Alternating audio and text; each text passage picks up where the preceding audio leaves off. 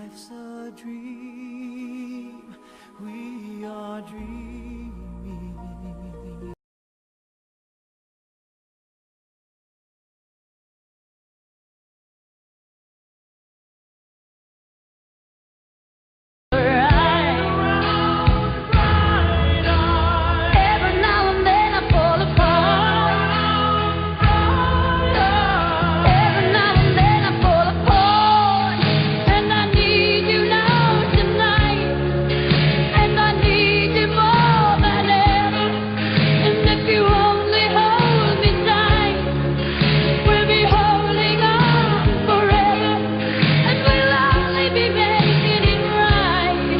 As soon as his hand gripped me, I got very warm and the chills left me, and it was as though my mind could now see and kind of comprehend clearly what was going on. I'll never forget the hand. It was a very rugged looking hand, and it looked as though it had been through a great deal of work.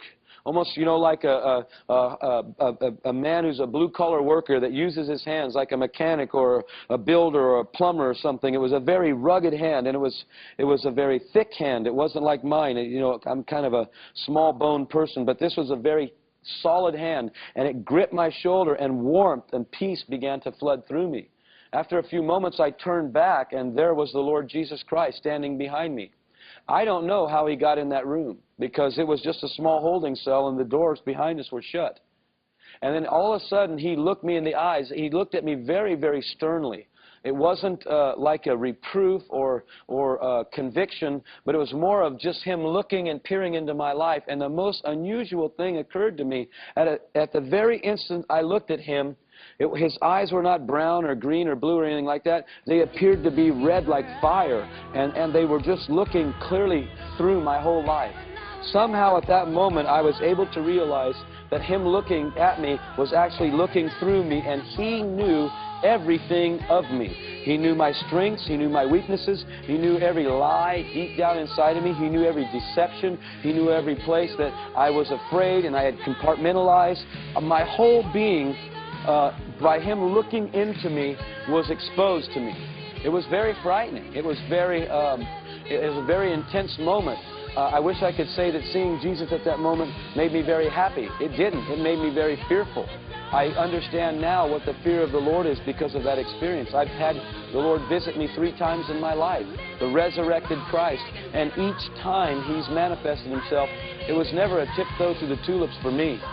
It was always, I wanted to hide under the carpet because, am I here to die? What are you going to do? What do you want from me? It was a powerful manifestation of Jesus. It was not this, we're pals and buddies kind of a thing. I did not see that. I saw him in his awesomeness. And when he looked through me, he knew everything about me. He knew every nook and cranny.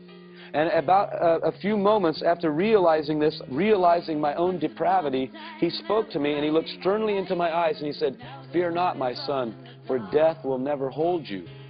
This was unusual to me. And then instantly it was like a kind of a courage flooded through me. I wish I could tell you that I got very bold and preached a great sermon and got everybody saved, but I didn't.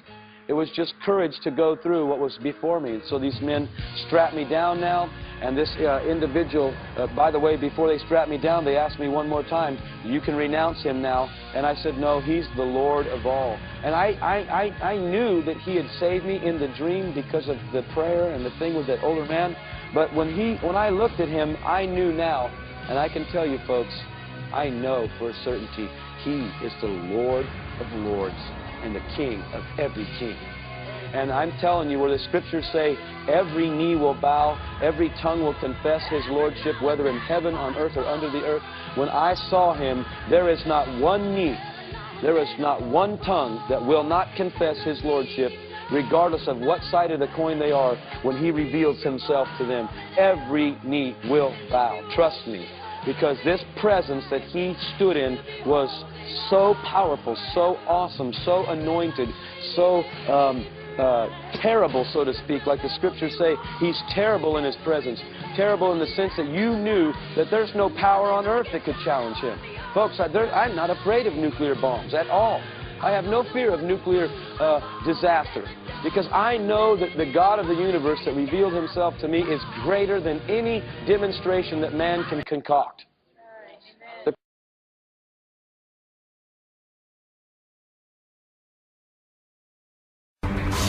The relationship between the President of the United States and other worldly beings stretches back to the very founding of the country. From its earliest days, the U.S. government has been associated with signs, symbols, and allusions to cosmic contact. The founding fathers of America were very open-minded and forward-thinking people. Thomas Jefferson reported seeing a UFO. Benjamin Franklin wrote that he believed in life on other planets. Even George Washington had a portrait made of himself that has a UFO in the sky. So you have this idea of the founding fathers even possibly being influenced themselves by extraterrestrials.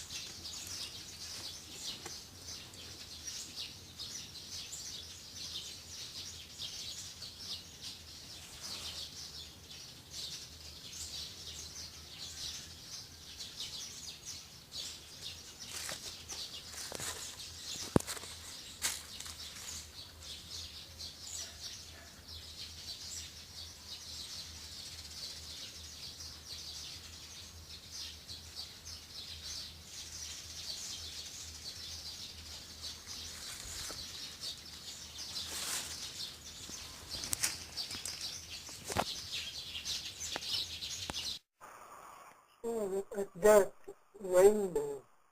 Oh, shit, baby, it's me. She must be there. It's a rainbow. Oh, yeah.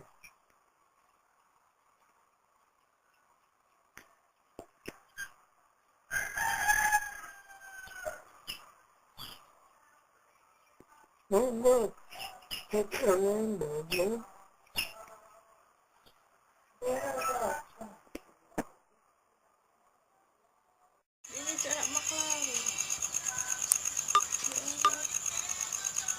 Ay na, ay na.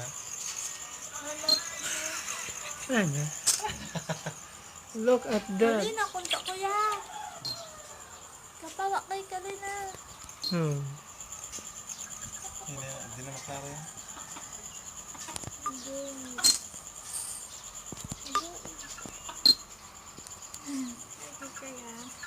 Kapag ginis ito tubig.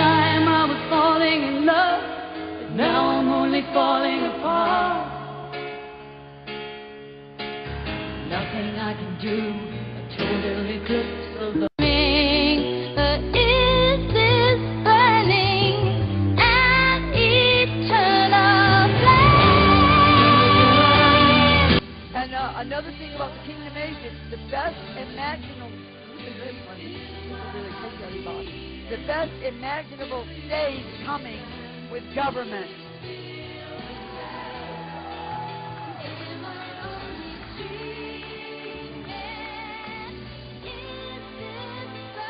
Not the one that is there now.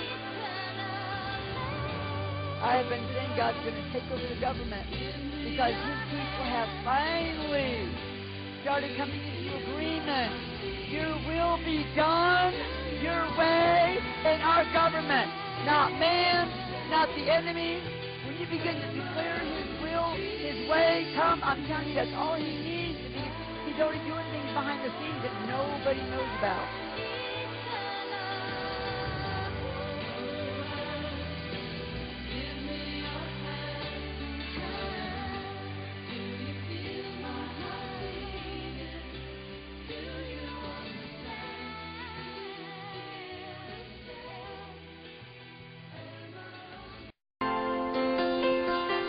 Long and lasting love is what I always dreamed of. And when I looked into your eyes, I knew I'd really seen love, a long and lasting love. And He's one of the kindest, most beautiful, amazing beings I have ever met. The Father. Beautiful. Beyond description, hair white as wool. It's alive. You want to touch His hair. Just standing in front of Him, life flows into you. The living rainbow that moves in waves in and out of Him. You're staying there, you turn the color of the rainbow. You're staying there by Him. If blue and purple coming out, blue, you turn blue, then you turn purple. Okay, whatever color is coming in and out of Him, it brings life into you. It's His love. It's His love for you. It's His glory. His glory is His love. He has eyes, blue flames of fire that burn in His head. You can see blue flames of fire out of all the glory coming. You see blue flames of fire that are His eyes. If you ever stand there long enough for that glory to shift and you see His eyes, it's like lightning striking you. 1,000,000 megawatts of love that captivate you, pull you into Him.